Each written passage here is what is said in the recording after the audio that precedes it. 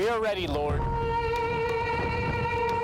This year we're doing the Gospel of Luke, and when the world of Passion plays, that's unique, not because it's the Gospel of Luke, but we're doing the entire book. This is my first year directing the play. I've been involved in the play for the last 5 years. I was playing John, the narrator of the show for the last 5 years, and I thought that I know the space, I know the people, I know the story. I have directing experience in my background. I'm known to the people, I'm known to the cast as well, and it was a matter of, yes, no, I would really like to be let loose on this stage with this cast and with this story to come up with something that I hope is quite spectacular. This year, Jensen, the director, he came up to me, he organized a meeting, and he said, so Caleb, we have this in mind, and we'd like you to consider keeping your summer free so you can play the role of Jesus. And immediately I remember a lot of surprise, a lot of excitement, a lot of worry, and a lot of fear. But at the same time, I wanted to do it because I think I can bring something. I can bring something human to it. Lord, I am ready to go with you.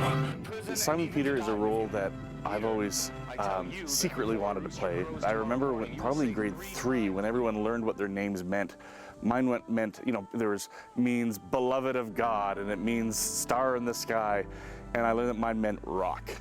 And I used to tease myself about just being rock. I mean, there's nothing glamorous about that.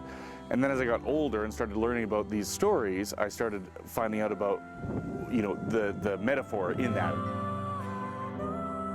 The majority of the people who come to this show are coming to see Jesus get crucified. I mean, it's kind of a cathartic. It's a cathartic show, primarily for people who have a faith base. So my goal coming into the show has always been, if you can get them to cry when he's crucified, you're golden.